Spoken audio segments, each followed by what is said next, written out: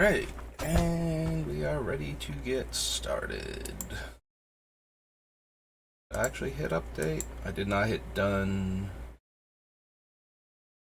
Hopefully that goes through before the thing pops up. Otherwise, I'm going to be looking at 24 again. Yeah, just did the tweet to announce I was going live, and just ate, and only have a little bit of time, so we're going to see what we can get through. We are starting with Scourge. So, Dragon set and cares about high casting costs. A target creature gets +X/+X until end of turn, where X is the highest mana cost among permanents you control. Enchanted creature gets +2/+2 for each other creature that shares a type with it. Fars you control are elves. Sacrifice an elf, target creature gets +3/+3. Yeah, did just eat. So, despite the fact that I've been fine, I'm sure, like, 3 minutes into talking, my throat's gonna be a big, sloggy mess, as usual.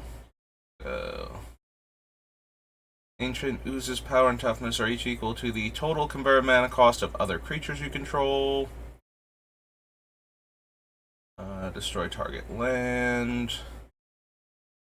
Undead Bladewing is flying, comes into play, return target dragon card from your graveyard to play, and black-red to pump all of your dragons +1/+1, and the Thrall has flying as long as you control a dragon. When a dragon comes into play, you may return Thrall from your graveyard to play. Oh good, it does say with part 25.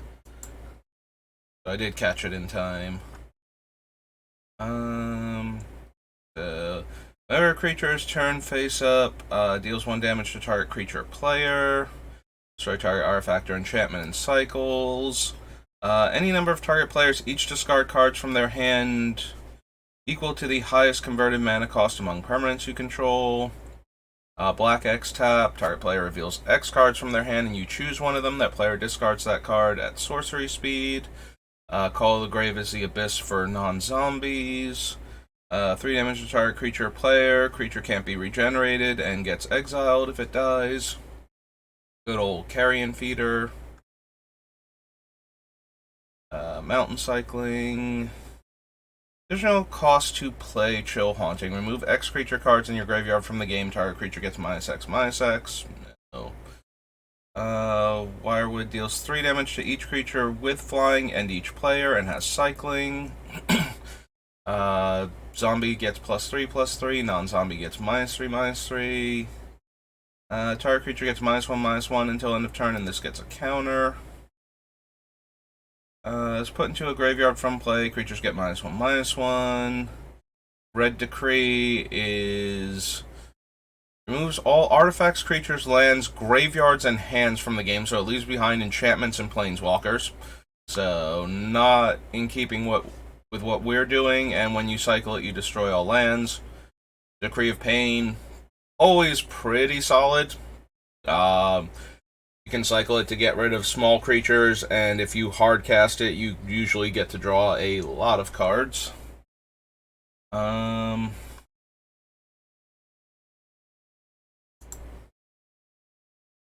Pretty sure we have a couple of other wraths, but we can consider Decree of Pain.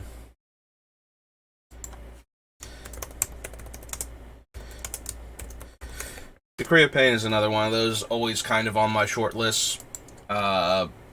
When you cast it, you just get to draw so many cards. And it usually can save you from smaller hordes that haven't gotten their Anthem effects going yet. So, token decks and such. And you get to draw a card when you do that, too, so typically pretty solid. Also worth noting is that it technically, like, it's not a spell, like the cycling triggers. It can be countered by things that counter abilities. And it is a separate ability from the drawing the card off of cycling, too. It's a trigger from the cycling. So even if an opponent counters the -2/-2, you do still get to draw the card from it. So that's pretty neat. But yeah, that is one of the stronger things about the effects that happen when you cycle, is that they are abilities, not spells. which makes it a lot less likely your opponent will have a counter available to stop the effect. Puts 4 counters and on each creature, and when you cycle it, put 4 counters on target creature. Until end of turn, lands you control have tap, add 1 mana of any color. This was a cycle, the Breath, Fangs, and there'll be a Shadow. Yeah, Dragon Shadow down there. And there's a blue one, which I believe is the Wings, and the white one is the Scales or something. But yeah, they all come back if you cast a creature with a high enough mana cost. Creature with mana cost 6 or more comes into play. So, fun story, because we're about to see the Dragon Mage also. So Dragon Mage is a 7 mana 5/5 flyer. When it deals combat damage to a player, it generates a Wheel of Fortune effect. The Scourge pre-release. This was back when pre-releases were, like, large-scale events run by, like, the same tournament organizers that would normally be doing things like Grand Prix and Magic Fests and whatnot nowadays. Pre-releases used to be large events like that, so there was one that I went to for Scourge, which I was actually having a pretty reasonable pre-release at the time.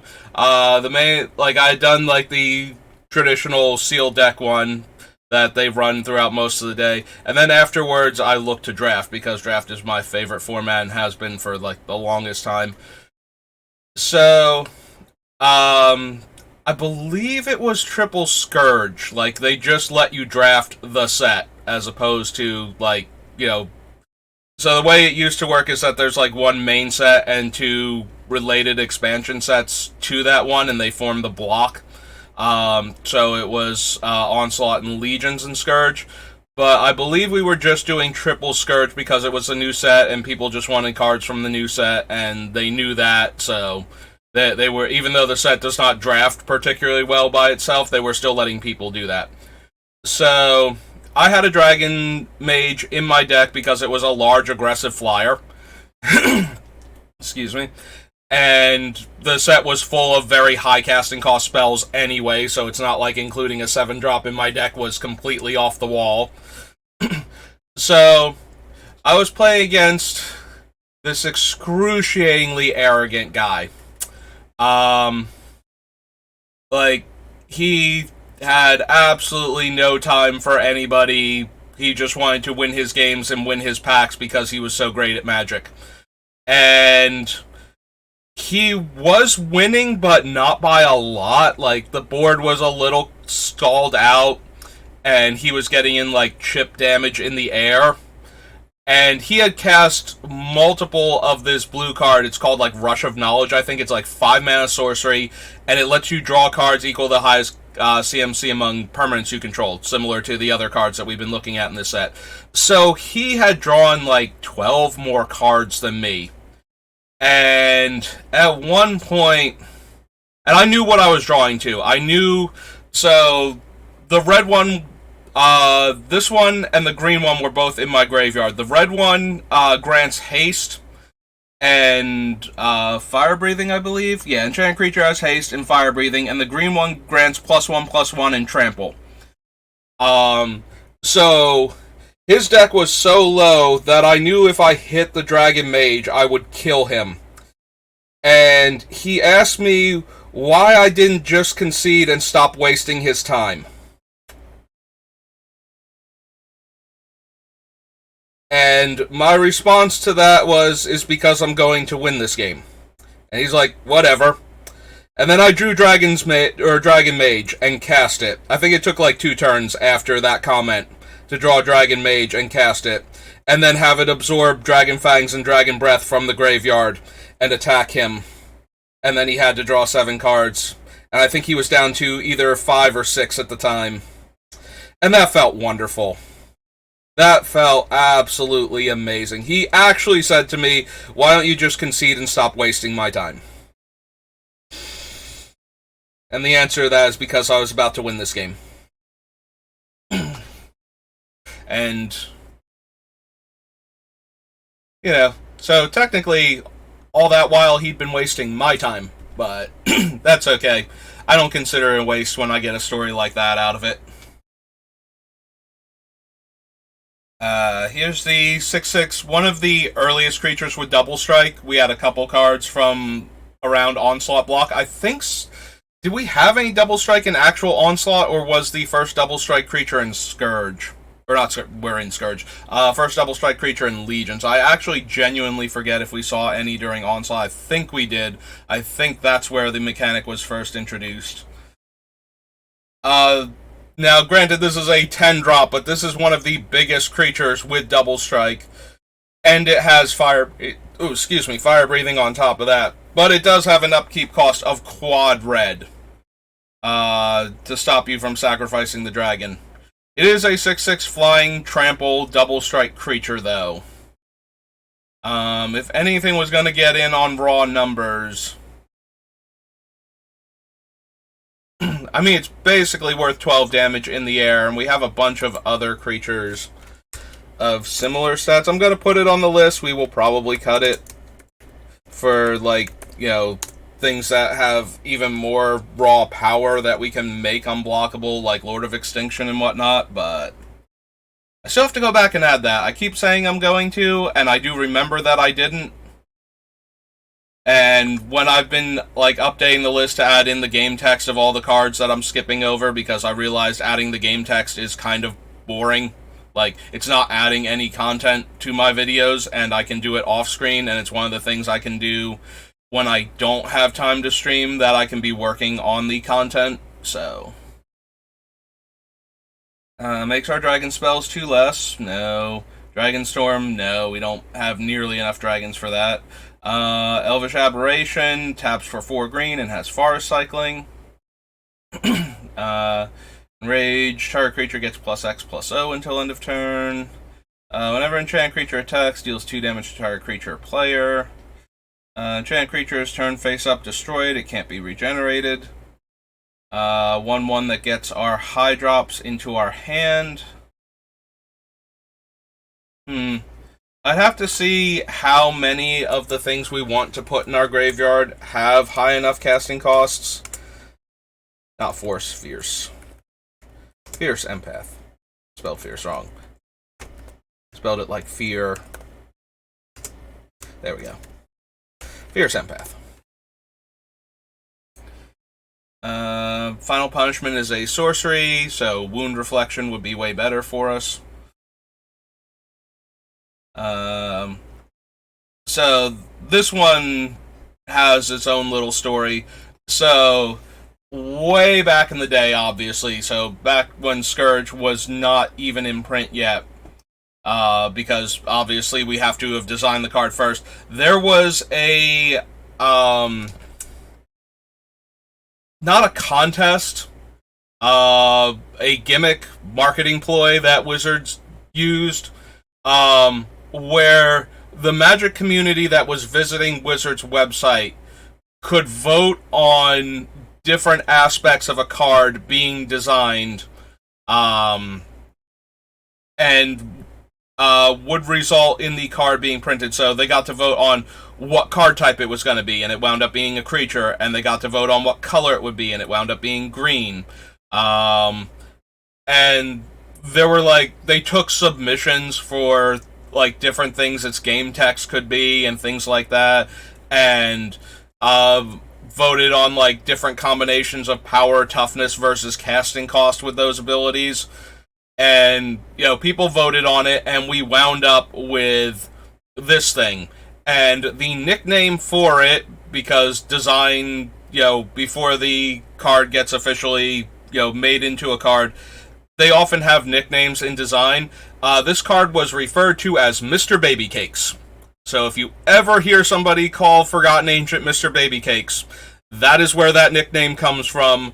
That is why it is called that. Also, it's an okay creature, but not amazing. So, within the, granted there are restrictions, nobody just got to sit down and design a Magic card and submit it, and it got through this, from the community. Like one person just was like, no, this is going to be a 3 green O3 elemental with this game text. Here's my suggestion, Wizards, and then everybody would vote on like Wizards would like narrow it down to like 20 cards they thought they could print and let people vote on them, type of thing. It was more like, we're gonna vote, and now it's got a color, and now it's got a type, and moving on. So it is not a great card. Some people did really genuinely like it, though, when it was first printed. They liked the idea of it. A more successful version of that, the second time they tried that, is Crucible of Worlds. The 3-drop artifact that lets you play lands from your graveyard. That one was a much cooler design than Mr. Baby Cakes here.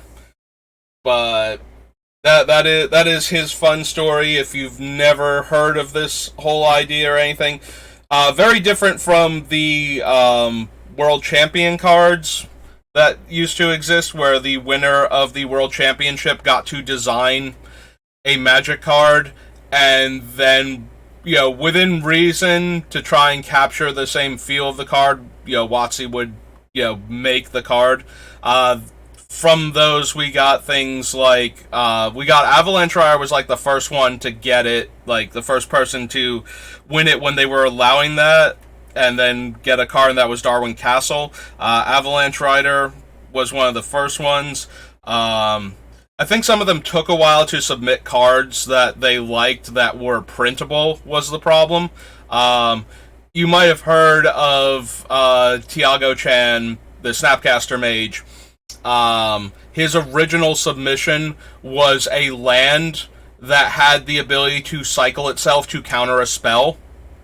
The lands from Kamigawa Neon Dynasty, the ones that let you discard them to to channel them to do a card effect, are basically that idea, but on less absurdly powerful cards. Making a counter spell that you can't counter, and I think it originally cycled, and then they tried changing it to the channel mechanic from Kamigawa, so that way it was just discarding counterspell. It still felt way too powerful as a control option. It comes into play, tap blue source that is also a counterspell in the mid to late game, which has huge versatility. So they wound up going with Snapcaster Mage, but his original card was called Denying Channel, and it was meant to be a land that tapped for blue mana, but could also be discarded for 4 mana to counter a spell. Those are the more famous design by player cards, but you might not have known that at one point Wizards was letting everybody in the community that visited their website, get to voice some level of opinion on designing a card, and the design by community cards are Forgotten Ancient and Crucible of Worlds. So that's our fun little story about Forgotten Ancient. One of my favorite silly cards. I love Form of the Dragon. I built a bunch of casual decks when I started getting back into Magic. A lot of them had themes, but one of them that I still have together for if somebody wants to play a fun, silly game of casual constructed that, nothing that's going to tear up the Vintage or Legacy tournament scene, is the deck that I have called I Want to Be a Dragon. And it focuses on this card and a bunch of other things. It's a blue-red deck because I need to put in cards like Treasure Hoard and, things like that. A few other dragons, Dragon's Roost, Dragon's Nest, Dragon Eggs, and Treasure Hoard, so a bunch of random artifacts that are cool and old but not necessarily good, like Dancing Scimitar, and I think Nova Pentacles in there or something, one of the bad Legends artifacts. Cool old treasure that's just been lying around my hoard for a while, and yeah. So, Form of the Dragon, definitely one of the linchpins of that deck, and like I said, very silly, not at all competitive, just something I could break out before all of my just for fun casual things in between games became commander builds. Brigand attacks each turn if able. Alright, got that covered. Attacks or blocks, flip a coin. If you lose the flip, the next time it would deal combat damage this turn, it deals that damage to you instead.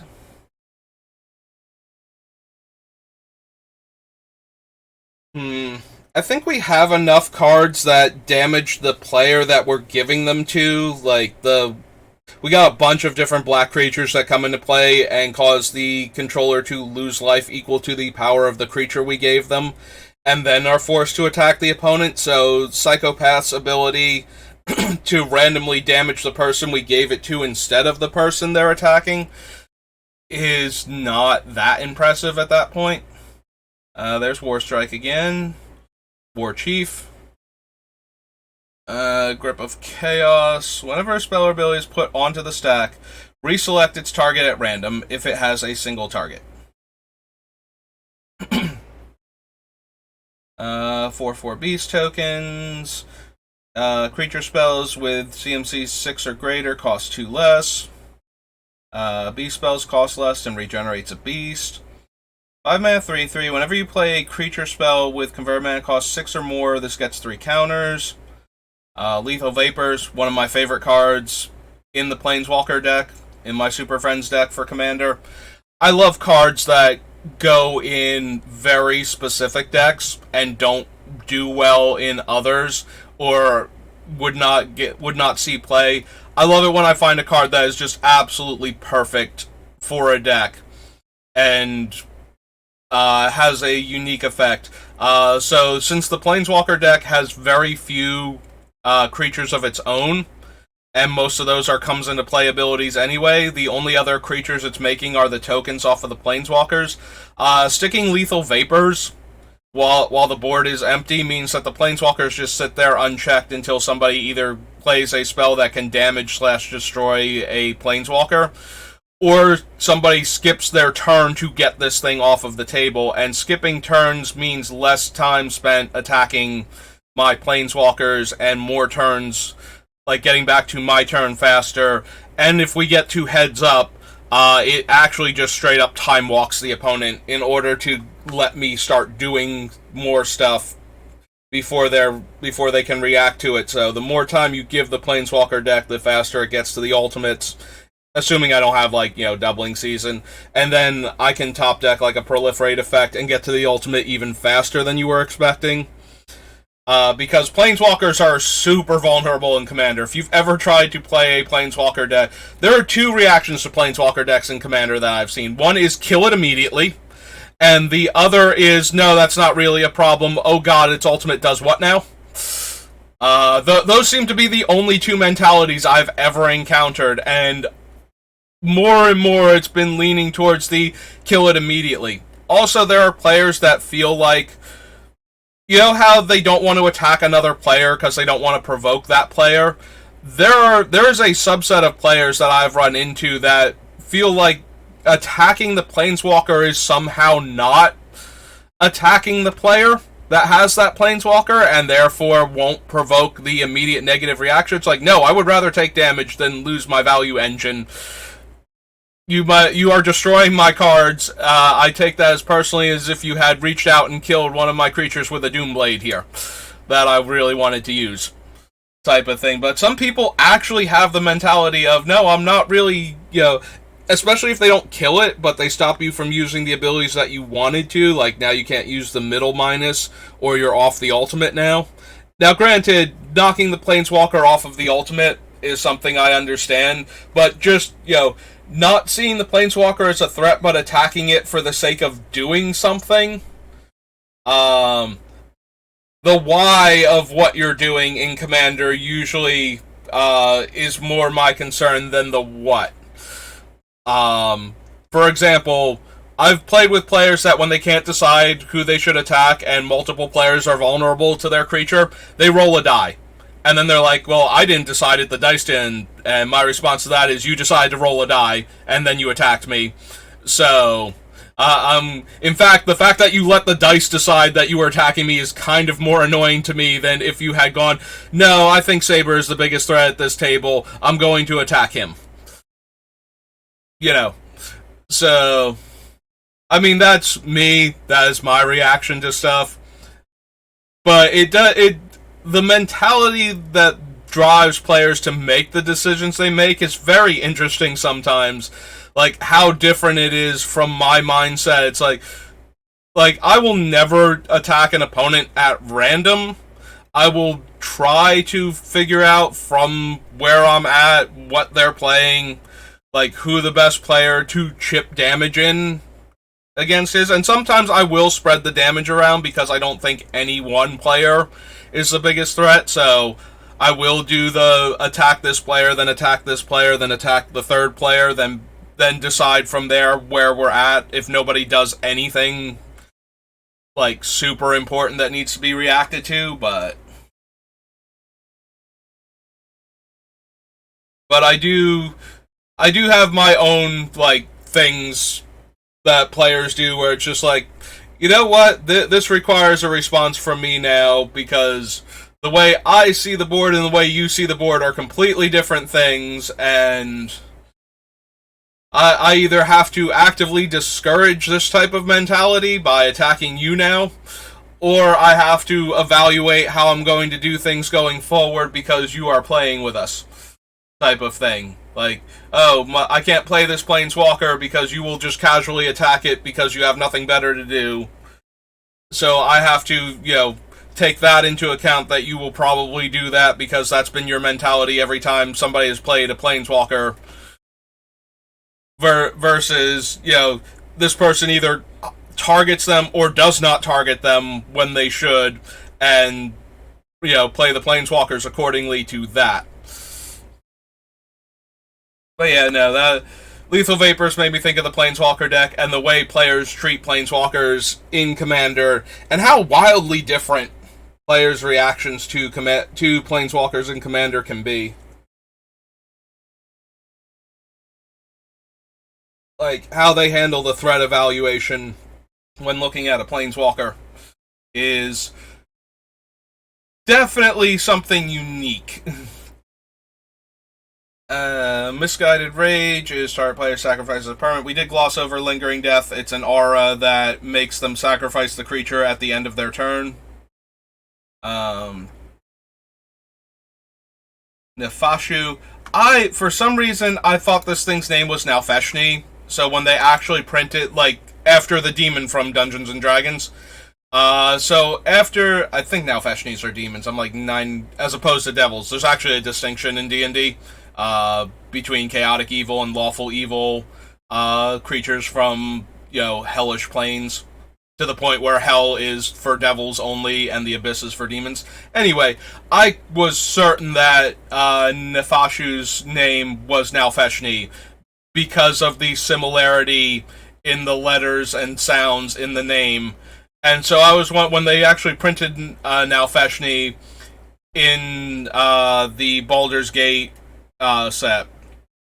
Actually, I think it's in one of the Commander decks, but they printed a Nalfeshni, and I had to go back and find this card to figure out if they had accidentally printed two cards with literally the exact same name, but with very different game text, stats, and even color. And then trying to get wow, words come to me. I summon you. Trying to get Gatherer to look up this card by name when I obviously had the name wrong. I eventually had to go into Scourge, into Black, and find this thing. And then I realized, oh wow, actually, in my head, this entire time, I thought this thing was a Nalfeshni. And then it turned out to be a Nefashu instead. So when it attacks, up to 5 target creatures each get -1/-1 until end of turn. Not super helpful. So let's see. One with nature. Whenever enchanted creature deals combat damage to a player, you may search your library for a basic land and put into play. Tap, then shuffle. Primal Etchings. Reveal the first card you draw each turn. Whenever you reveal a creature card this way, draw a card.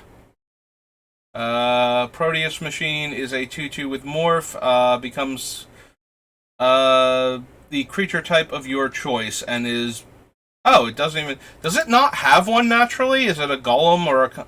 It is a shapeshifter. Okay. Yeah, there is one creature that does not have a creature type. That's why it threw me that this one did not seem to have one. Because even back then, artifact creatures were still like constructs, right? They were constructs and whatnot. This wasn't. Now I'm starting to second guess myself. Now I have to look at old artifact creatures again. Like, did old artifact creatures really never have creature types?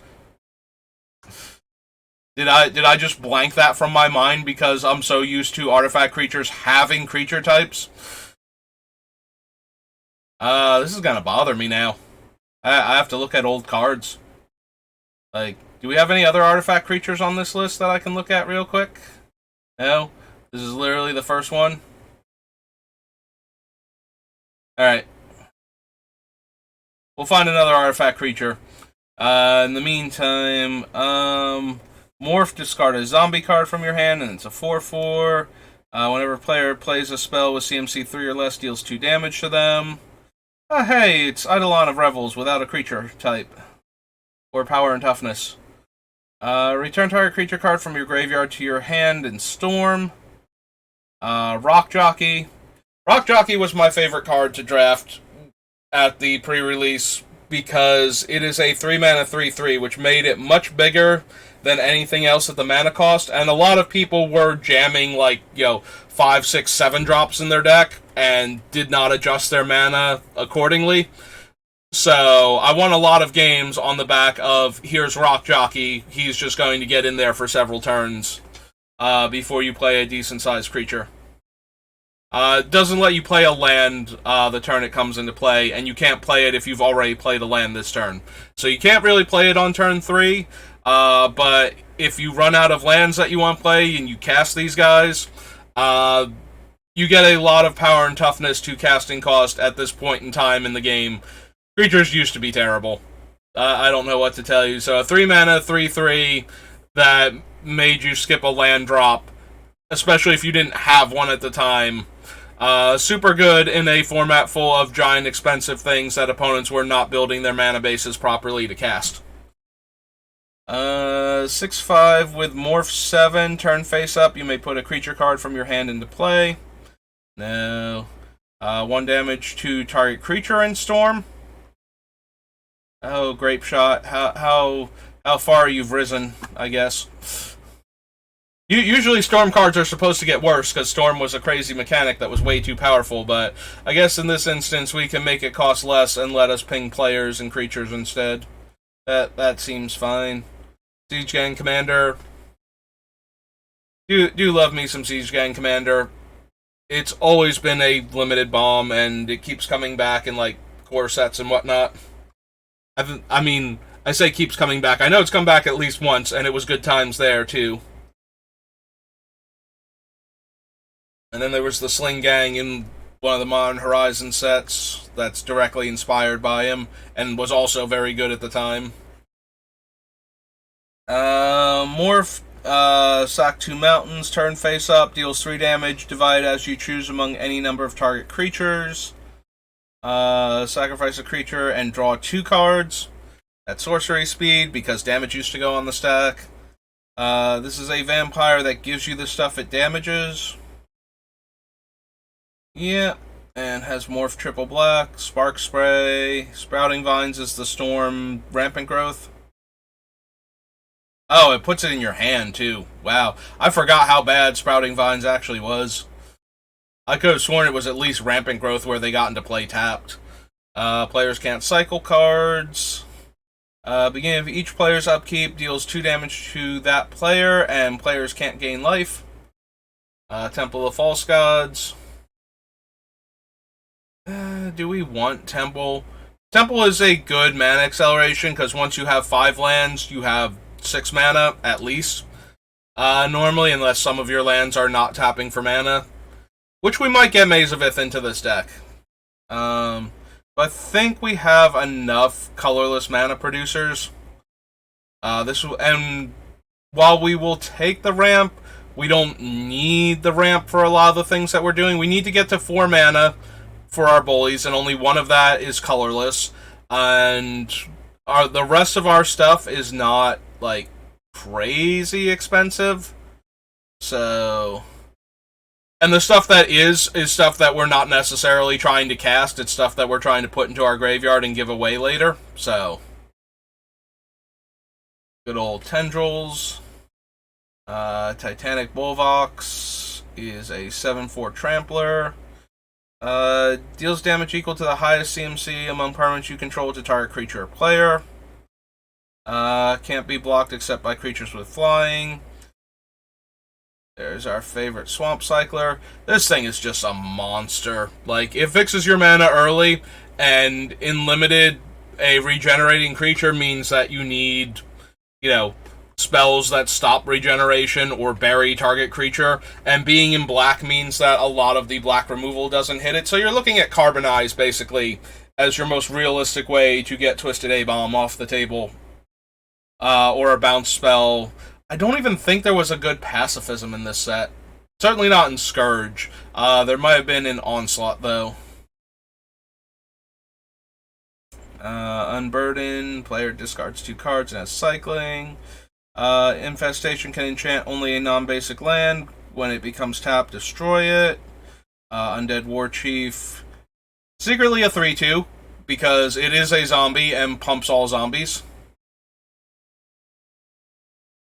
The Unspeakable Symbol. I knew somebody who ran this in a deck and declared it Prince every time they played it, after the musical artist formerly known as Prince, who, in order to get around copyright claims to his stage name, I believe it's a stage name. I don't know if if his actual legal name was Prince or not at the time, but because of a dispute with his record label, could not use the name Prince while performing. So, as a dramatic and very weird, out of context move in order to take back his identity from the record label, he changed his name to this bizarre symbol and became the artist formerly known as Prince. The symbol was not given any verbal pronunciation, but it did become his official name.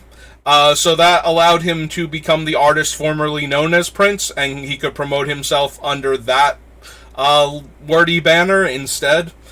But when you don't know that's why he did it, it just seems like this crazy move that this eccentric musical artist took.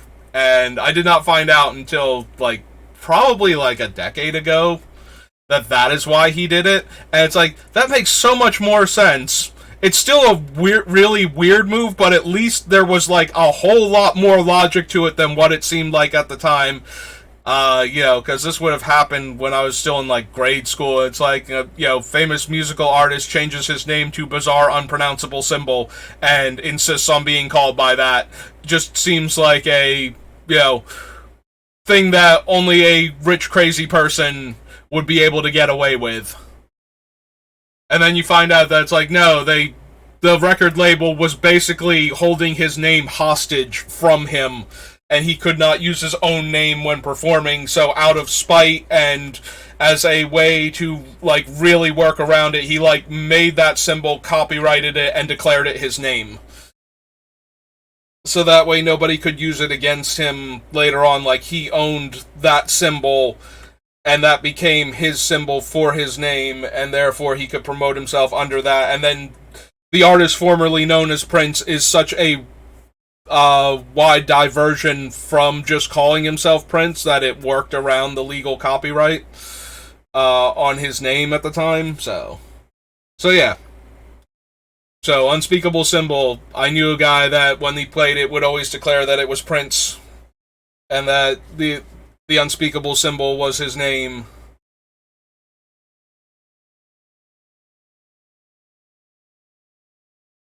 Upwelling, the original, you don't lose your mana every turn. Vengeful Dead, deals damage to your opponents when zombies leave play. Wirewood Guardian has Forest Cycling and is a 6/6. Symbiote is return an elf you control to owner's hand to untap target creature. I had to rewire with Symbiote because I don't play Legacy that much, let alone Legacy Elves, but even as I'm reading, I'm going, this is the Legacy Elves card. You know what it does, silly Saber. Woodcloaker is turned face up. Target creature gains trample until end of turn. Xanthid Swarm. One of those weird cards. This thing, because there were still control decks, really like actual control decks in Vintage, like straight up counter spells and whatnot. Xanthid Swarm was actually a card that saw some amount of play because of that.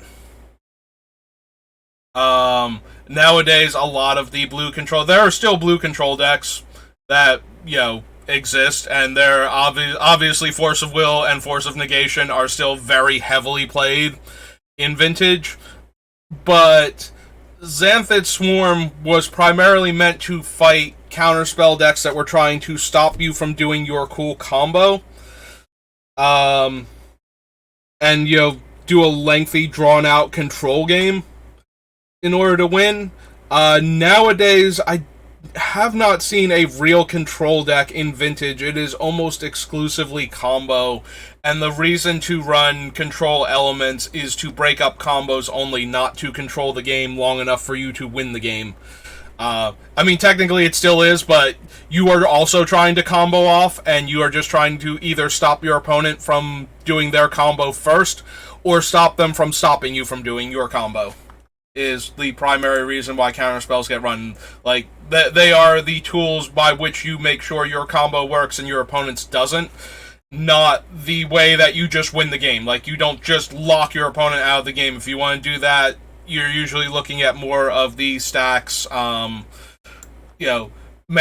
increase workshop decks are the things that try to prison the opponent out of the game, whereas control decks used to be that type of thing, and now they're just elements to make your combos actually work.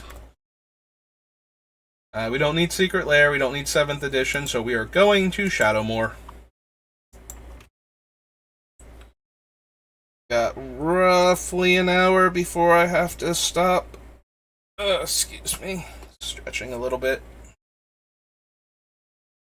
Alright, target creature becomes black and gains fear, draw a card.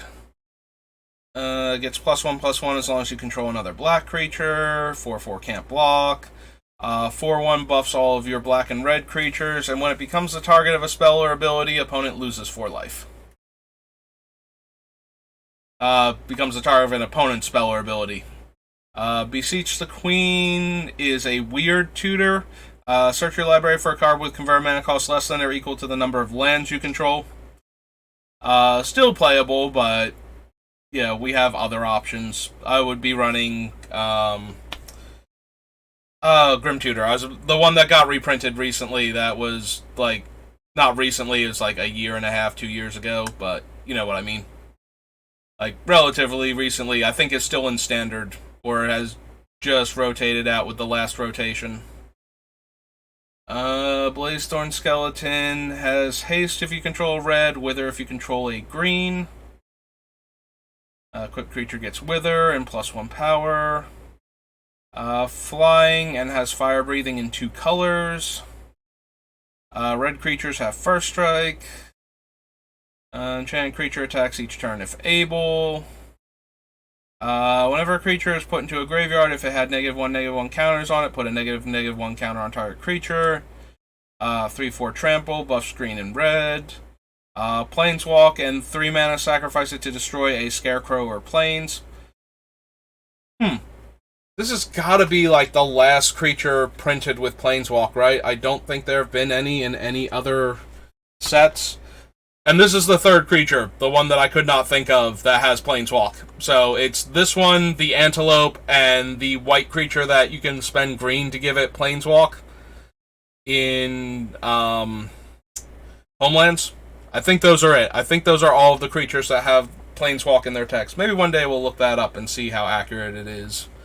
3 mana, 3/3 Wither. 3 damage to target creature or player and has Conspire. Gives any number of creatures persist until end of turn. -1/-1. And then you can remove the counter from it. You can remove a -1/-1 counter from target creature. So it comes in with 2 of its own, but it can remove other creatures' counters as well. 1/1 Wither Regenerate. Tap target player discards a card only during your turn and put a -1/-1 counter on it to untap it. So yeah, if you did not know, Devoted Druid is part of a cycle. Devoted Druid is by far the most powerful member of the cycle, what with making mana and all, and having some other options that go along with it. But yes, there were other creatures that have a tap activated ability and then can put a -1/-1 counter on them to untap them. Black creatures you control have Wither. It'll Corrupt. Crabapple Cohort gets +1/+1 as long as you control another green creature. When it comes into play, discard a card at random. If you discard a creature card this way, deals damage equal to that card's power to target player. So notably, the Cremator is not optional, but we don't control where the damage goes if they discard a creature. It is a kind of interesting thing to use against decks that seem to be full of, like, more combo pieces where we would make them discard cards at random.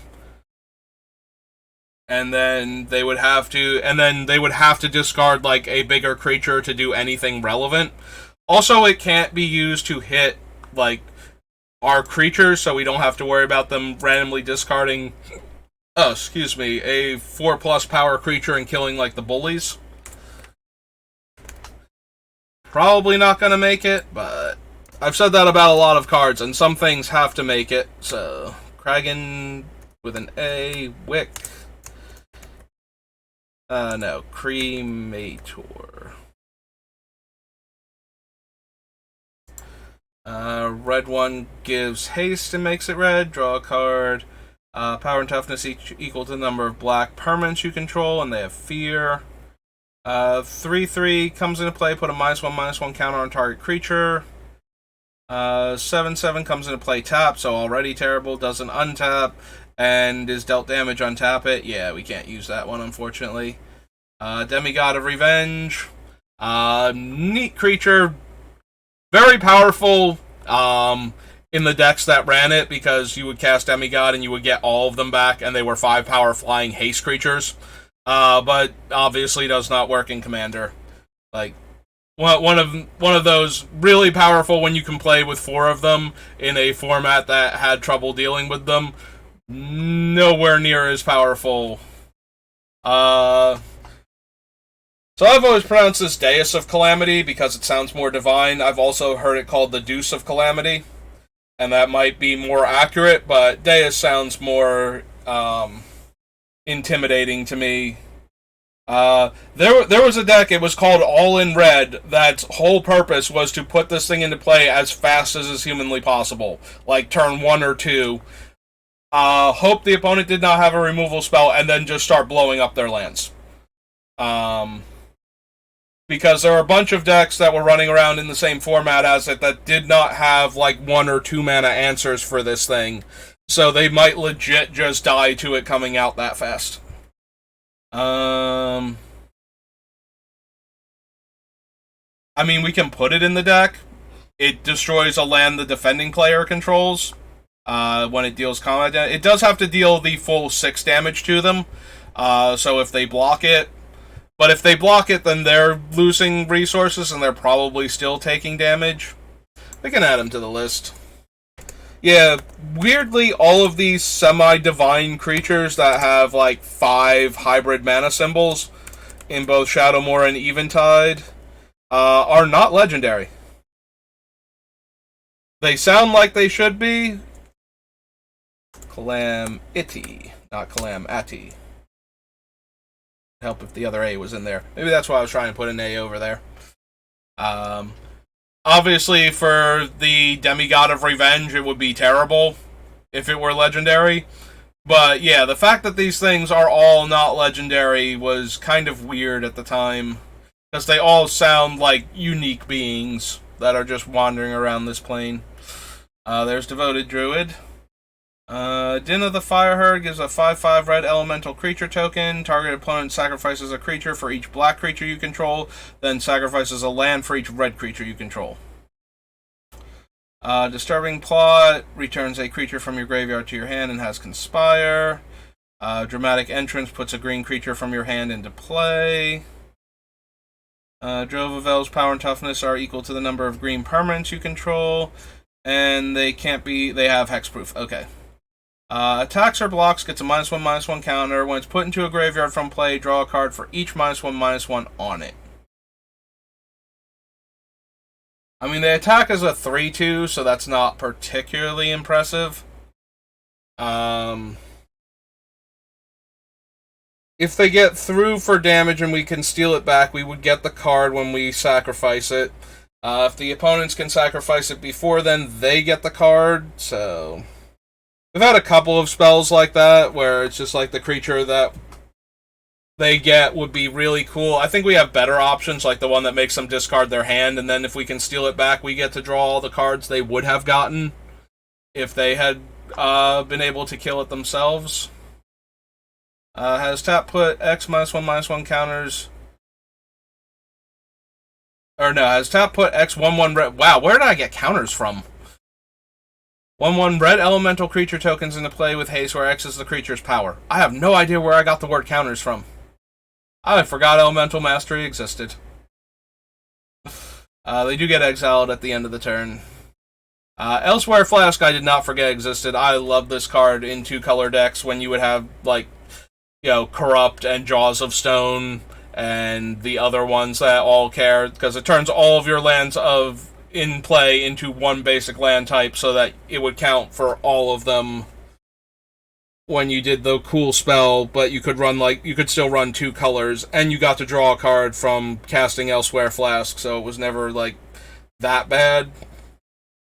Embergale, creatures target player controls can't block this turn, deals 1 damage to each white and or blue creature that player controls. Whenever you play a black spell, gets +1/+1, and red spell gives them first strike. Players can't gain life, damage can't be prevented, all damage is dealt as though its source had Wither.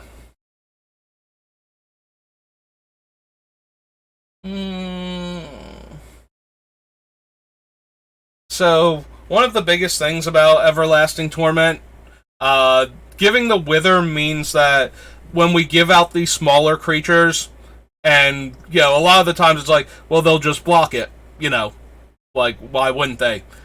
If we're giving out Wither to everything, it's a lot less comfortable to just, throw your 5/5 in front of the 2/2 that we're giving out. I don't know if that's good enough, though, and I don't know that we need to hate on life gain or damage prevention for that matter. Damage prevention is even less impressive, although it does work if players have protection from our colors, since damage can't be prevented. We can't block those creatures still, and nobody can. But when they block with theirs, because this is a thing that Everlasting Torment actually did. There was Burrington Forge Tender was a huge deal against the red aggro decks at the time. So not being able to prevent damage both from the pro-red creature and from its sacrifice to prevent damage effect was actually a huge deal on this card. And while that doesn't come up a lot in Commander, the fact that it gets around that randomly while we're at it is just...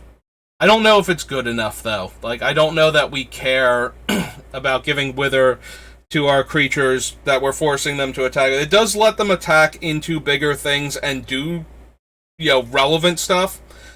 If the opponent blocks it, whereas before they would just block it and eat the creature, and we would have to rely on whatever comes into play ability we gave out to be relevant. Alright. For the sake of moving on, I will add it to the list, and we can think about it more once we have a better idea of what the deck looks like. 2/2 flying can discard from the hand to exile 2 cards from the graveyard. Fairy Macabre. Weirdly enough, I did not have this properly on my radar. you can just discard it for its effect. Basically, you don't. It's a cycling effect that you don't get to draw the card, but you get like you discard it for this effect, and it generates a spell effect. Like sometimes you do need to exile cards from an opponent's graveyard at instant speed. In response to things that would, let them cast them, bring them back, that sort of thing.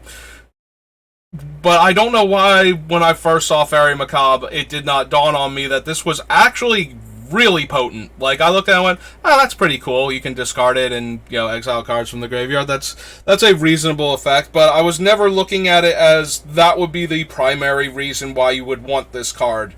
Until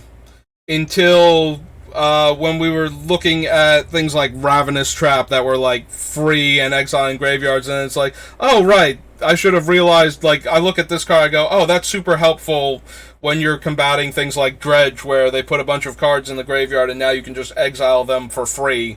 And it's like, why did I not think Fairy Macabre would actually be more relevant? You can't always start every game with Leyline of the Void in your hand, ready to go, so maybe you need to be able to top deck a thing for free that can exile cards from graveyards. Forget. Maybe those decks that rely on the graveyard as a resource are kind of fast sometimes.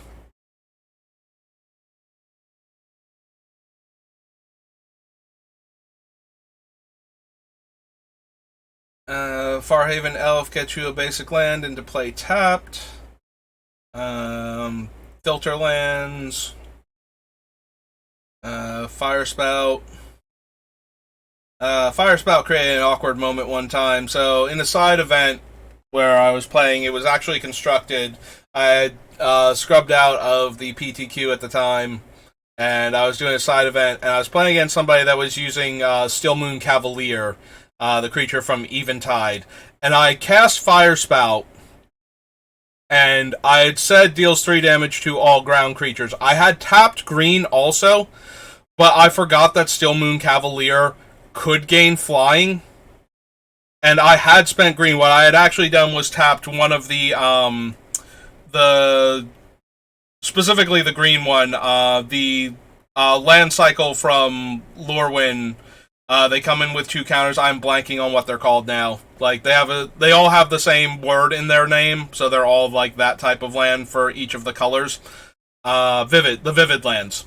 So I tapped the green one and not removed a counter from it, but I did not state that it would deal like damage to flyers also because I had forgotten that Still Moon Cavalier could fly.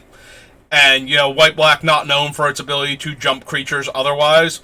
So my opponent activated and we had to call over a judge, and I did feel bad about that because I did not intend to deceive the opponent.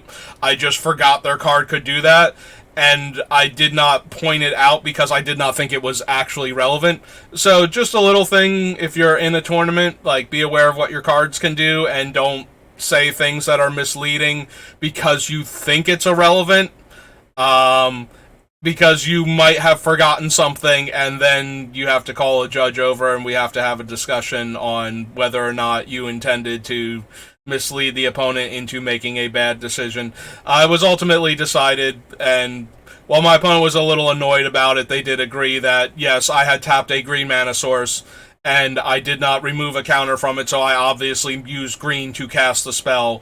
I just had genuinely forgotten that Still Moon Cavalier could gain flying as one of its abilities. So that was a bit awkward. And just throwing that one out there.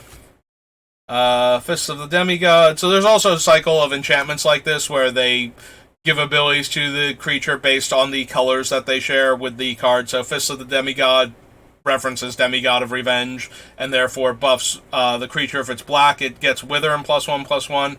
If it's red, it gains First Strike and gets +1/+1. There were a bunch of cards. So there's one in each color pair for both ally and enemy between Shadowmoor and Eventide. Similar to the Scourge set, where we drafted a lot of Scourge by itself at the pre-release. One of the places I used to play at would draft these small sets by themselves because players just wanted cards from the new set. They did not want to get more cards from Shadowmoor that they've been drafting for 2 or 3 months at that point. They wanted, eventide cards. So there were several drafts that we did with just triple eventide. Though these enchantments in a set that does not have good creature kill in most of the colors are absolutely insane if they're on the creatures that are the appropriate colors. Most notably, so the Boggle, because it has hexproof, could become a 3/3 flying vigilance hexproof because of the blue and green effects, where the green one was weirdly vigilance, not like trample or something. And the Stream Hopper was the blue-red creature that was one hybrid mana that you could cast and could gain flying by spending the hybrid mana. And the red-blue one gave like haste and hexproof. So there were two different 1-mana 3/3 flyers in the format, basically, with hexproof. So that was kind of interesting. I usually drafted red-white, though, because lifelink and fire breathing, I think, were the abilities on the red-white one, and that let you race a 3/3 flying vigilance hexproof fairly well. But yeah, so just looking at the Fist of the Demigod made me remember like weird drafts where it was all about trying to get those auras on your creatures of the appropriate single, like you wanted a creature that was both colors that matched the aura, so you got all of the buffs and made this like super creature that your opponent couldn't interact with. Where the removal is bad to begin with, and now they're hexproof, so the removal is way worse. Flame Javelin, one of the best rates in mono red. 3 red, deal 4 damage to any target. Yeah. While Lightning Bolt at 1 mana for 3 damage is always going to be the best one. I don't think there's anything that can deal 4 damage to any target for less than 3 mana. So you have like the triple red in Flame Javelin. You have like Char that deals 2 damage to you. Flame Rift can deal it to players, and for 1 red mana, Flame Slash can deal it to creatures. But I think this and Char are like your only options if you don't have alternate casting costs, like Fire Blast being able to sack 2 mountains instead. Like, as far as mana spent, when you have to spend mana, I think this is one of the most efficient 4 damage burn spells in Magic still. Flourishing Defenders is whenever -1/-1 counter is placed on a creature, you can make a 1/1 elf. Fossil Find, return a card at random from your graveyard to your hand, then reorder your graveyard as you choose. If that sounds weird to you, there were a lot of cards early on in Magic that cared about graveyard order. There were cards so in the oldest sets of Magic, there are cards that, if they are in the graveyard with a certain number of cards above them, they have effects.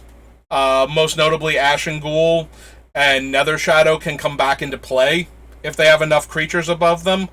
There were also a couple of cards that let you play specifically the top card of your graveyard, such as Bosium Strip. Let you play the top card of your graveyard as though basically gave it flashback for its mana cost. It removed itself from the game after you cast it to stop you from but it could only do that for the physical top card of your deck if it were an instant or sorcery.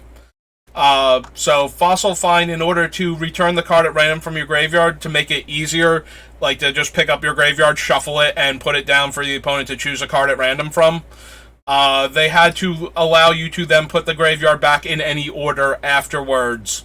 So that way you wouldn't have to write down the order of your entire graveyard, shuffle it up for the opponent, let them choose the card at random, then put your graveyard back in the order that it was originally in, minus the 1 card. So yeah, that's why Fossil Find has that weird wording on it. Foxfire Oak has triple red-green to give it +3/+0. Fulminator Mage, just genuinely a good card. But one day, Wizards learned that you can't just keep blowing up non-basic lands for efficient bodies or wasteland caliber cards. And that's why we started getting the ones that the opponent either has to have a certain number of lands in play, or they get a land from their deck. Something, anything other than just trade 1-for-1 and set the opponent back on land so that they fall behind and stay behind for the rest of the game. Fury Stoke Giant comes into play. Other creatures you control gain tap. This creature deals 2 damage to target creature or player until end of turn and has Persist. Giant Baiting makes a 4/4 and has Conspire. Destroy an artifact or enchantment and Conspire. Destroy target creature. If that creature was green or white, its controller discards a card. 3/3 Reach. Can't block creatures without flying. I'm reading it and my brain is trying to autocorrect it to it can't block flyers, and it's like, just then take away the reach. And yeah, can't block creatures without flying. So it's very focused on what's above it that it wants to snack on. Destroy target creature with flying. If that creature was blue or black, you get a 1/2 spider token with reach. Effigy is 4 tap, put a -1/-1 counter on target creature. Red-black filter. Grief Tyrant comes into play with 4 -1/-1 counters. Grief Tyrant is put into a graveyard from play. Put a -1/-1 counter on target creature for each of the counters that was on Grief Tyrant. Grim Poppet comes into play with 3 negative counters. Remove a counter from it to have it put a -1/-1 counter on target creature. Guttural Response is counter target blue instant. Sacrifice Heap Dial, remove a card in the graveyard from the game. Beginning of your upkeep, if you have no cards in hand, each opponent loses 2 life. Beginning of each opponent's upkeep, if that player has no cards in hand, they lose 2 life. So Hollowborn Barghest is... so each one of the lands, the hideaway lands in Lorwyn, is a creature sealed away by the, phasing of the planet, the way the Great Aurora works, where the plane is Lorwyn and then the plane is Shadowmoor. So Hollowborn Barghest is the Howltooth Hollow, I think is its name. So the hideaway land that you can only activate it when players have no cards in their hand. So the Barghest then becomes a creature that punishes players for having no cards in their hand. So similarly, all of the other ones do things based on the requirements. So, like, we'll get to the troll that is the Mosswort troll from Mosswort Bridge, and it cares about having 10 power worth of creatures to use its ability. And the red one cares about dealing damage, whereas the land cared if you dealt 7 damage to your opponent. And the creature that becomes is a 7 power creature, so... becomes untapped, you may have target player discard a card. Horde of Boggards, power and toughness equal to number of red permanents, and can't be blocked. Has Intimidate, yep. Makes 2/2s based on your forests. Whenever it attacks, it gets +3/+3 until end of turn. 1 tap, reveal 2 cards from your hand that share a color. There we go. Summoned words back to my mouth. Just get like a, I don't know, scratch in my brain CD, because it's old enough to be that. Technically, it would be scratching its vinyl at that point, because I am technically old enough for that, too. And just started skipping. Started repeating the same word over and over again. 3 mana, reveal the top card of your library. If it isn't a creature card, put it into your graveyard. Otherwise, put that card into play. Gains haste, sacrifice.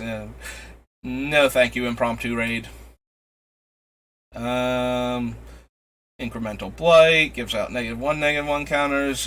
Wither and must be blocked if able, but it's a 6 mana spell, so. Whenever a player plays a red spell, you may pay 1. If you do, target creature can't block. Jaws of Stone deals X damage. Divide as you choose among any number of target creatures and/or players based on the number of mountains you control. This was the best one. Like, Corrupt is also incredibly strong, like dealing X damage and gaining X life, but being able to Rolling Thunder your opponent's board state based on the number of mountains you control, turning all of your lands into mountains if you weren't already a mono red deck, just wrecks people. If you have 6 land in play and you get to do 6 damage divided as you choose, most board states are not surviving that in any reasonable shape. Reach and Wither. There's the Knoll Spine Dragon for Spine Rock Knoll. Comes into play, you may discard your hand and draw cards equal to the damage dealt to target opponent this turn.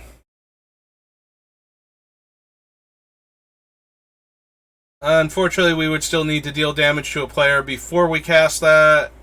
And because we can't give ourselves our creatures, we won't be able to circumvent this casting cost, so that is a 7-drop. And at that point, I think I would rather have one of the other Wheel of Fortune variants.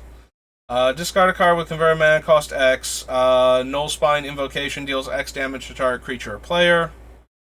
3/3 Flying Wither. Creatures your opponents control with counters on them can attack or block. 7/6. 1/1 with blue-black ability. Wither is put into a graveyard from play. Put a -1/-1 counter on each creature with a -1/-1 counter on it. Comes into play, choose a color. When you control no permanents of the chosen color, sacrifice it. Mana Reflection. Mana Forge Cinder lets you add red or black by spending mana. Manamorphose, one of the best color-fixing cantrips ever printed. If you've ever seen a Storm deck, you have probably seen Manamorphose because it goes in almost all of them. Just because if you can get the 1 mana off of it, like if you have any of the cost reducers, it is a ritual, but it also draws you a card and fixes your mana for the other spells in your deck that you need to be able to cast in order to keep going off. So if you need blue mana to keep casting cantrips to get your storm count up, you can convert your red mana into blue mana, as was normally the case. Manamorphose, one of those weird cards when we first saw it, and then found its home and was just perfect in its home. So became a staple of the archetype.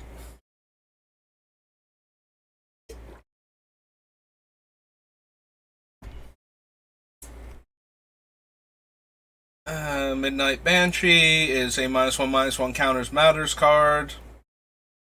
Unfortunately, it triggers on upkeep because it is a large wither creature, and our Beamtown Bullies are black, so they wouldn't be able to put counters on that. I wouldn't mind giving this out if it was like when it deals combat damage to a player, put a -1/-1 counter on each creature, each non-black creature. I would be okay with that, but not quite how it works. Morsel Thief can give you mana and is a smaller creature until you use those counters.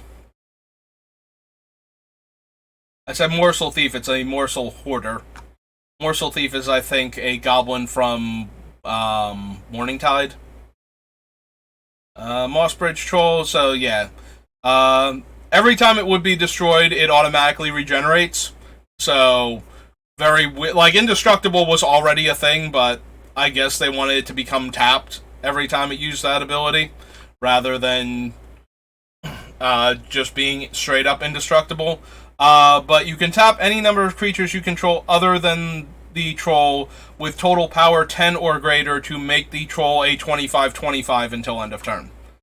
So, again, Mosswort Bridge cared if you had enough power in order to activate it. So this one, if you have enough power, then you can turn the troll into an even larger threat. But it doesn't have trample, and it's at the discretion of the opponent that controls it, so when we give it out, so neither of those things are helping it much. Haste gets +1/+1 as long as you control another red creature. Raiders can't be blocked by blue creatures. Good old Murderous Redcap. Deals 2 damage when it comes in, and then has Persist. So the damage is based on its power, I believe. Yeah. Unlike Kitchen Finks, which gains you 2 life each time, regardless of what its power is. The Murderous Redcap actually cares about its power, so it deals 2 and then 1. But also worth noting, if you can pump it, like if you have static effects, or even if you can pump it in response to the trigger, it will deal more damage. And while Kitchen Finks can gain you infinite life, Murderous Redcap in the same situations can deal infinite damage. The biggest knock against Murderous Redcap for those decks, though, is that they tended to be green, using Malera and things like Birthing Pod to set up the combo. So, unfortunately, Murderous Redcap, while it did see play in some of those decks as a win con, Kitchen Finks kind of outclassed it just because it was way easier to gain an arbitrary amount of life than it was to get these guys into play and deal an arbitrary amount of damage. Despite the fact that you were tutoring for things a lot, you still need to be able to cast the spells sometimes. Because if you tutor for one combo piece, you need to play another thing at that mana cost in order to tutor up another combo piece without having to sacrifice the first one, so... Or you play a green spell, you may pay 1. If you do, target creature gets +1/+1 until end of turn. Good old Painter's Servant, changing everything to a single color. So that your Grindstone can mill out people that don't have Eldrazi Titan. I mean, you get into an infinite situation if they have things like the Eldrazi Titans or what's their names? Things like Blightsteel Colossus if they have more than one of them. Because you can never mill out, and once you get to the point where those are the only 2 cards left are your Blightsteel/Darksteel Colossi type things, then you just keep milling the same 2 cards forever. And you're not allowed to break the chain on your own. Like, there's no option to continue milling with the with the Painter Servant Grindstone combo. So I remember when that rule first got announced and people were misquoting it all over the place. It's like, if you ever create an infinite combo, the game is a draw. It's like, that's not correct. I've assembled a combo that lets me win the game. How? Because it keeps cycling through itself until it kills you. How is that a draw? I have won. And the rule was that if you create an infinite combo that's not winning you the game, that's not advancing the game towards a winnable situation, that you can't voluntarily break, that was what caused the game to end in a draw. But when they first announced that, people were misquoting that thing all over the place around me, and it confused and annoyed me until I found out what the actual ruling was. And it's like, oh yeah, no, that is not what people are saying, and that is incredibly stupid. Please stop trying to convince people that's how this works. There's Pillapala, which is Power Fire in this set, or was it? Yeah, it is. So, Pillapala, Power Fire, in addition to being fun to say with all of the rapid fire Ps, one of the best creatures for the untap mechanic. It's 2 and untap it to add a mana of any color. So, Pillapala was supposed to fix your mana by letting you convert 2 mana of any color combination or colorless into a single colored mana. But with Power Fire, you can tap it to deal a damage, spend 2 to untap it and get a mana, tap it to deal a point of damage, use that 1 floating mana and 1 other mana to untap it, and yeah, you got a machine gun. And that was my favorite thing to do in Shadowmoor Limited, was to assemble Pillapala Power of Fire. No, I can't say it 3 times fast, but by the time I finally get my lips wrapped around that and finish that sentence, you are going to be dead from all of its activations, so I don't care. Starting with you, each player may pay any amount of life. Repeat this process until no one pays life. Each player puts a 1/1 black rat token into play for each life they paid. Seems like a great card. I approve. And I'm not just saying that because I have, like, Packrat and Ink Eye, Servant of Oni, and such as, like, images all over my... You know what, let's just not read into any of that. Let's just say that this is a great card. It doesn't fit our theme, though, so we're going to keep on going and be sad about that. Destroy target land. Poison the Well deals 2 damage to that land's controller. Polluted Bonds. Whenever land comes into play under opponent's control, that player loses 2, you gain 2. Power of Fire, of course. Presence of Gond. I did forget about this, but this is the other ridiculous win con that works with the creatures that untap themselves, and therefore especially Pillapala. Taps to make a 1/1 elf. So, Yeah. Tap, make an elf. 2, untap it, tap, make an elf. 1, untap it, tap, make an elf. Yeah, it'll get there. It's not as flashy or as cool as Power Fire, and it does cost 1 more to cast than Power Fire, but it does give you a board presence at least. So there's that. Prismatic Omen makes all of your lands all land types. So that way you can cast all of the cool. Cares about how many lands among land types you control. Deals 1 damage to target creature. Put a -1/-1 counter on the creature. Puppeteer Click gets things back from our opponent's graveyards. So the 2 biggest problems with Puppeteer Click are because they get to choose, they can grab back stuff from our graveyard anyway. Like the things that we wouldn't, like the things that we aren't actively trying to give away, and they can just choose other players' graveyards, if it's not heads up. Like, it's really hard to give them Puppeteer Click and make them choose another awful thing instead. And we could just give them the awful thing anyway if we're giving them Puppeteer Click, but I was thinking that it's another way to, like, if we give this to them, then we make them choose other things, but that's not really super helping anything, so. The primary reason to do it would be to grab back Puppeteer Click, sacrifice it, and have it persist back into play, and us get a creature from an opponent's graveyard. And then at the end of our next turn, we would remove it from the game, so we would still have that creature for a while to work with. That would be the primary reason to use this, but if we can't force the opponent to get bad things with it, and they can grab stuff and attack us with it, and it's kind of a janky thing to begin with, yeah, we can just pass on that. 1/1 haste with fire breathing. Creatures we control have double strike. Whenever a creature with flying attacks, deals 4 damage to it. 5/3 has persist if you have a black creature, and haste if you control a red creature. Reflecting Pool, the thing that made all of the Vivid lands insane and fixed your mana forever in this particular standard, and why 5-color control was the monster that it was. 1 tap, tap an untap creature you control. Target creature gets +1/+1 until end of turn. As additional cost to cast, sacrifice a creature. Deals damage equal to sacrifice creature's power to target player, and you gain that much life.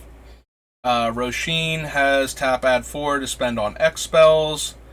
Roughshod Mentor gives green creatures trample. Runes of the Dais. Enchant creature is red, it gets +1/+1 in double strike. If enchant creature is green, it gets +1/+1 in trample. 1/2 first strike wither. Put a -1/-1 counter on target creature. Scrap basket becomes all colors until end of turn. Rage Mutt taps add mana of any color and taps to make target creature. I knew it could change colors. I couldn't remember if it was for itself or for other things. Target creature becomes the colors or colors of your choice until end of turn. 5/2 trample persist.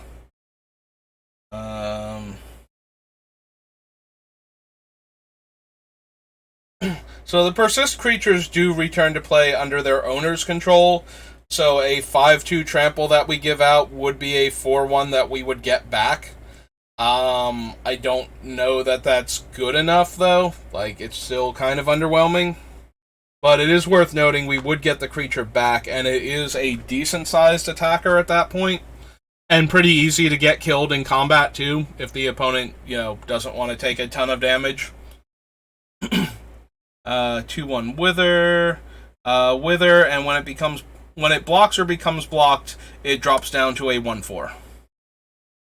Smash to Smithereens. Play a black spell. You may pay 1 if you do. Target player loses a life. Haste and tap target black or red creature gains haste. 3/3 can't be blocked by white creatures. Trample deals combat damage to a player. Put a token into play that's a copy of it. Red and black, each player loses 1 life. Spiteful Visions, one of my favorite cards in Mogus. Everybody gets an extra draw step, and it's an Underworld Dreams against everybody. Choose one. Target player discards 2 cards, or target player reveals their hand and you choose a card for them to discard. Tatterkite is flying and can't have counters on it, which makes it protection from Wither functionally, as far as combat is concerned. And the few red burn spells that Wither also. So, is warded against them as well. The Tattermunge duo cast a red spell, +1/+1, green spell, gains Forest Walk. Maniac is a 2/1 for 1. The Witch is a 2/1 for 2, and each block creature gets +1/+0 and trample. Thornwatch Scarecrow has Wither as long as you control a green creature, has Vigilance as long as you control a white creature. I'm wondering about the Tattermunge Witch. It is all blocked creatures, so we can activate this on other players' combat steps to give the creatures trample if we want to, and it is a cheap creature that we can get out early if we need to, damage a player that's played the White Ascension, Lunarch Ascension, things like that. Attack an early Planeswalker to keep it off of its ultimate. We don't have a ton of little creatures. We have a couple that are mostly for looting effects and whatnot. I'm going to add it because it has a relevant ability that we can use. I mean, like the other ones that I'm kind of sad about, they're on board. Like if we put I keep wanting to say Ren's Run because we're on Wolf Run, Kessig Wolf Run, into our deck. It's always going to be on board, and players will know that we can pump the creature and give it trample and all of that. But and this falls into the same problem, but at least it's a creature that we can do other things with in the meantime, if we need to, and we can give it out. It's not going to be that big a deal one way or the other, unless the opponent that we're giving it to is also red-green and can use it and wants to kill the player they're being forced to attack. Anyway, so 4/4 has Wither if you have a green creature, has Vigilance if you control a white creature. Gain 1 life for each tapped artifact, creature, and land you control. This one puts a creature from your graveyard into play if black was spent. And creatures target player controls get +2/+0 and haste if red was spent, and do both. Enchant creature. Oh, right, Torture. The reprint from Homelands, weirdly enough. Because -1/-1 counters is a theme that matters in this set, so they had an excuse to reprint a mediocre card from Homelands that would actually have some relevance in this set, even if it still wouldn't be a great card. Until end of turn, target creature gets +4/+4, gains trample, Wither, and when this creature attacks, target creature blocks it this turn if able.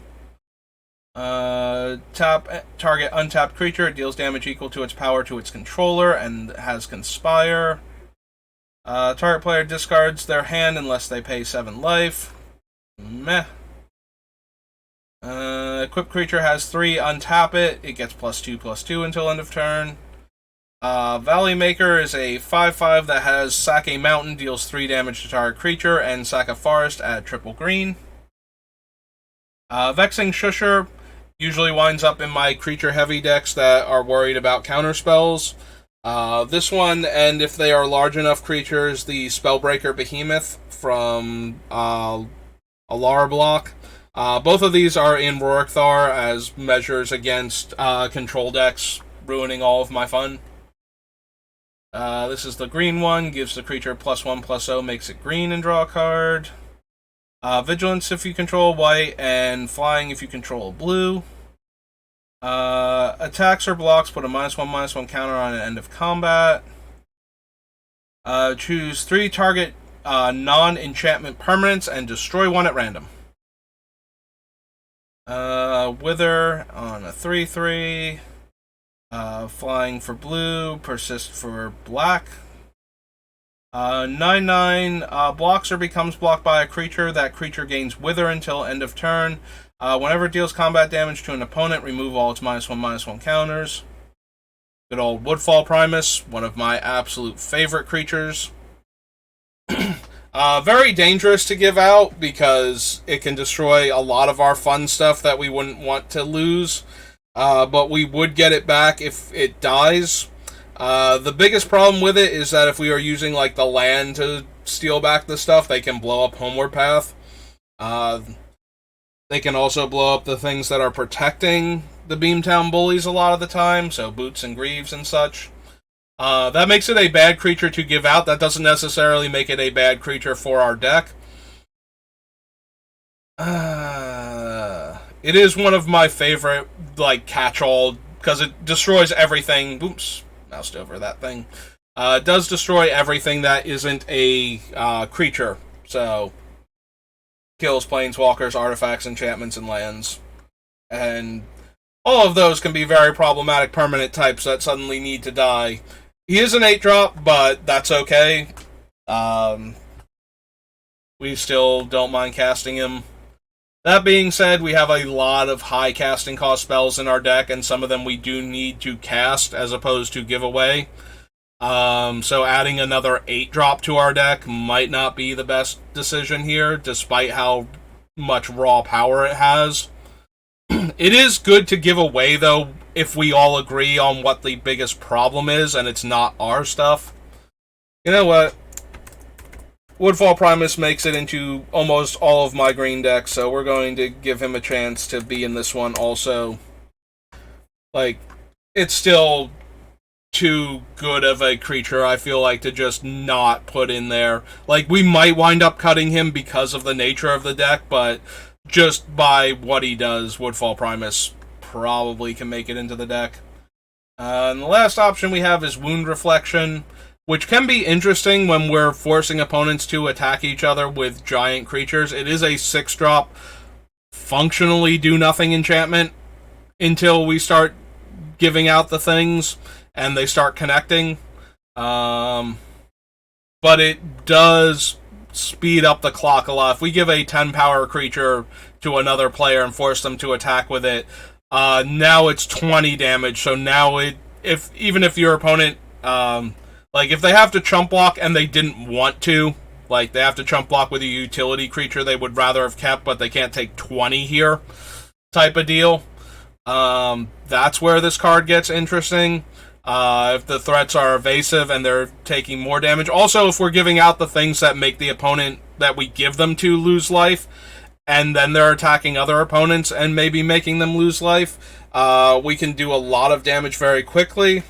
One of the biggest problems with Wound Reflection is that the combination of what I'm describing now highly incentivizes players to kill us much faster. I'm willing to consider it, though. Well, I am out of order. We have just finished Shadowmoor, and it is close to 1:30, so I do have to get ready for work soon. So we made it through a couple of sets, so that's not too bad. So we were on Scourge. Yeah, we made it through literally a couple sets, like 2 sets here, but... So we made it through Shadowmoor this time. I think it's just Shadowmoor. Alright, so made some progress. So probably not going to stream tomorrow. I have to go into work a bit earlier, and I've got some stuff to do in the morning on top of that. So we'll probably pick it back up again maybe Wednesday if I can find some time before work. And then we hit my 3-day weekend with how my work schedule has been. So Thursday, Friday, Saturday. Friday night, might try and do another paper event. We did Time Spiral Remastered Draft at this place that I found last week. Saw a couple of people that I've only been seeing at like pre-releases, and even then have only seen them like once or twice in like the past like 2 or 3 years, so that was nice. It's a very nice store. It's located in New Jersey. In case you couldn't tell, by the way, I keep talking about like, you know, like all the Grand Prix events that I've been to and whatnot are like New Jersey, New York based. So it's in New Jersey. It's in Bricktown. It's called The Keep. It's a very nice looking store. I've only been in it the one time. They've got singles. They've got tons of D&D stuff. They do have a huge section of pop figures if you're into that sort of thing. And they have like one room that is like a D&D room with like a really nice table and a whole bunch of like nice chairs in it.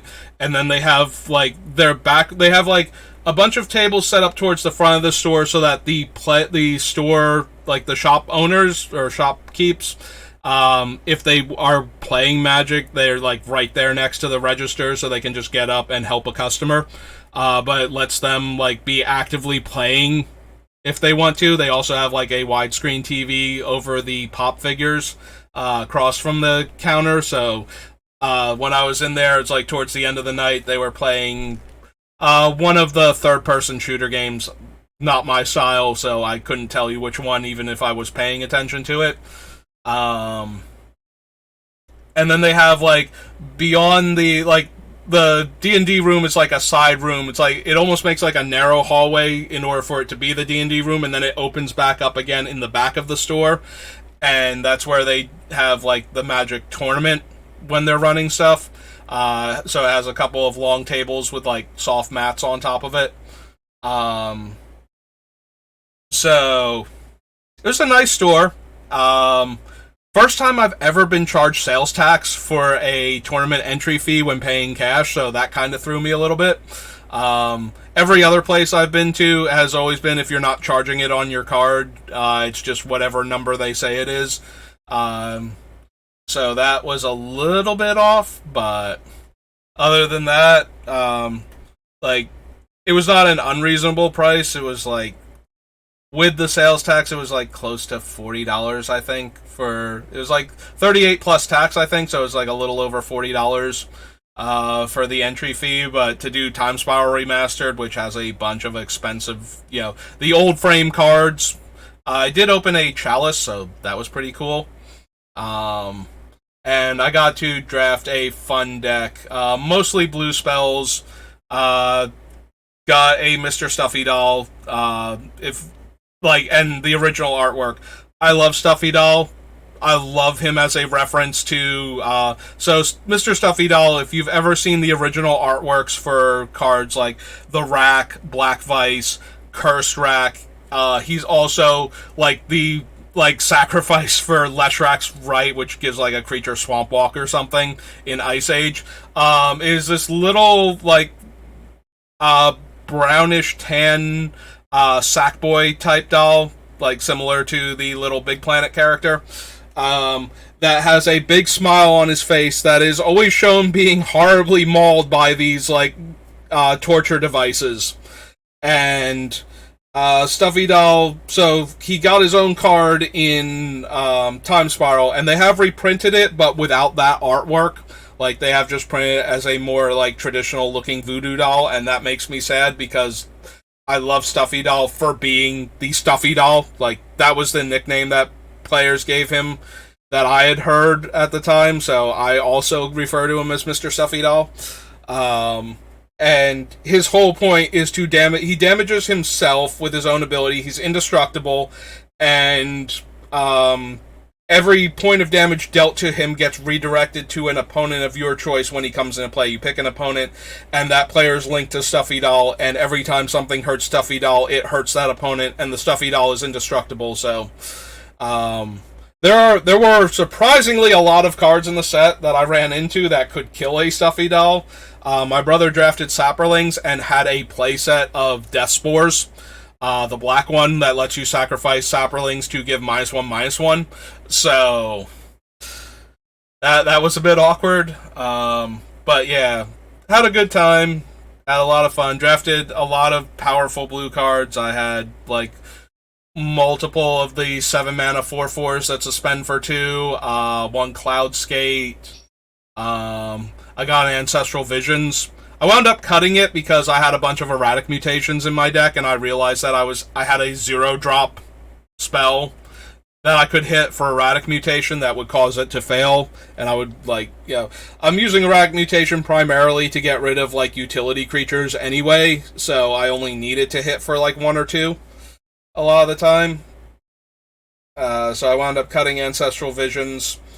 It's a good card for, like, Cube. I forgot how bad it was in, regular Magic when you draw it, like, turn 8, and now you've got 4 turns before you're going to get your 3 cards, and meantime, I mean, at that point, it's no worse than drawing a land that late in the game, and maybe it'll be more useful than that, but the way it was interacting with the other cards I had drafted.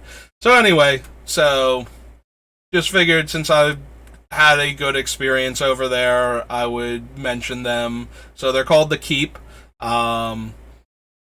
They must be very new to the shopping plaza that they're in, because they, like, all of the other stores have the name, like, on the outside of the building, like, over where the store actually is, and they have, like, a banner on the underside of that overhang that has their name on it, rather than it being, like, up front, so they must be relatively new and haven't had a chance to have their name put up yet.